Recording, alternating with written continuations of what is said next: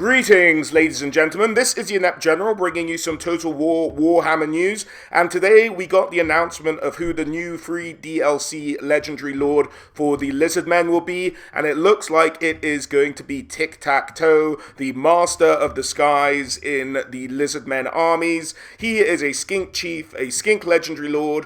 And unfortunately, we're not going to get to see Gorok or Nakai. But Tiqtac'To should add an interesting element. We'll have to wait and see until we get our hands on him in the upcoming days. But we did get a brief part of information about Tiqtac'To. We get a nice close-up view of him here. They say he has the eye of the heavens. He floods the skies with deadly pterodons and ripidactyls for ultimate air superiority. Precision strike with a swift and deadly maneuver. The Master of the Skies can utilize the speed of his forces to cut down his foes whilst they are preparing for defense. I imagine that has something to do with Vanguard, probably. Aerial superiority. Tiqtac'To leads only the most capable riders into battle. With great speed and strength, they overwhelm the opposition under a hail of fire and swooping charges. And the drop sphere of Tepok, a deadly magical payload dropped from the skies onto unsuspecting foes that can crush the enemy and break their strike. And the Blade of the Ancient Skies, a deadly blade carved from the bone of beasts, brings a piercing edge to aerial battles. And his Mask of Heavens, blessed by Skink Priests of Lustria, the Mask of Heaven provides vital protection from stray arrows flying through the skies.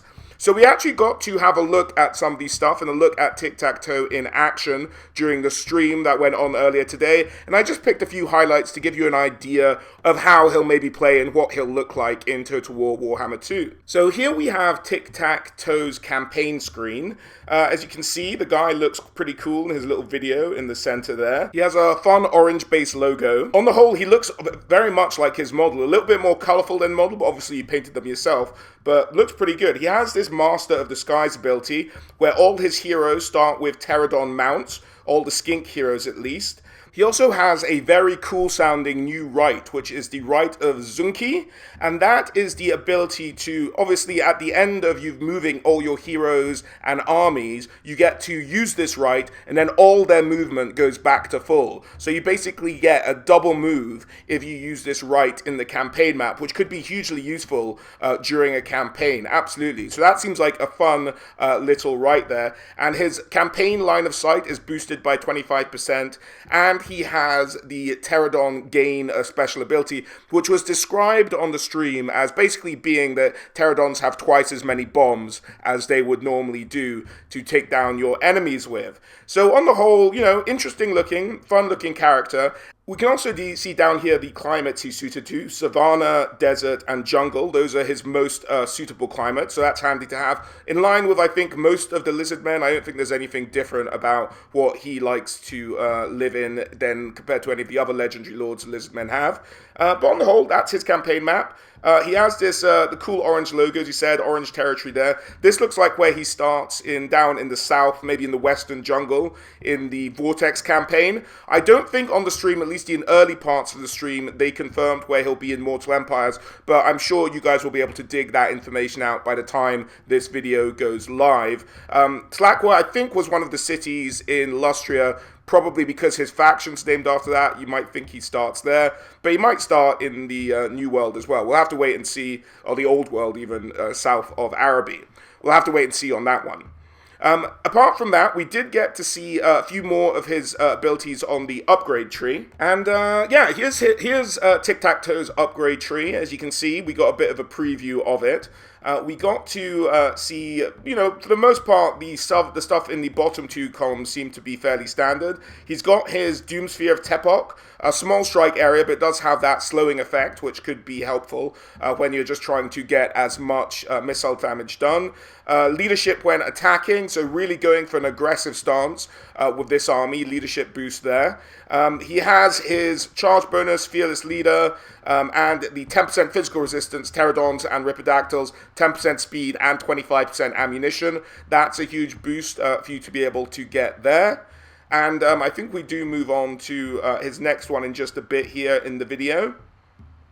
Here we go. The Ares' finest, and this is the +3 recruitment rank to Pterodon and Ripidactyls, casualty replenishment rate +15%, and missile damage 10% for Pterodon riders. Skink Commander, ability to recruit better Skink Chiefs and more Skink Chiefs, or just more really. And that's what we are shown so far. And this last one here, Small Strike, is just an upgrade to the first ability on that upper tree there. Now, if we skip ahead to a bit where they went to the battle, we also got to see what his magical item looked like. So we'll just jump ahead to there now. And so here we have Tiqtac'To's stats on the left-hand side of your screen there. And we're also going to have a quick look at some of his abilities as they popped up on the stream as we were shown them. There's him with his stunning Mask of Heavens there, looking pretty cool. Looking down at his abilities, we have the Drop Sphere of Tepok, which we saw earlier. That's how you use it. You get 1 use per battle, it looks like. At least at level 14, you're probably able to upgrade that, I'm sure, as you get up the upgrade tree in the campaign. The Blade of Ancient Skies, +15 armor piercing, +15 weapon strength, +15 melee attack. A great little boost there. Focus Instincts, a lot of generals seem to be having that just to stop rampages going around. He encourages troops around him, physical resistance, magical resistance, missile resistance as well for him there. So on the whole, that looks pretty great for Tiqtac'To to have. And really, that's about it, ladies and gentlemen. There was a few more bits and pieces of the stream, but as I'm recording this, the stream hasn't actually ended. I just wanted to get to news to you guys as quickly as possible, so we know that Tiqtac'To is the new legendary lord of the Lizardmen.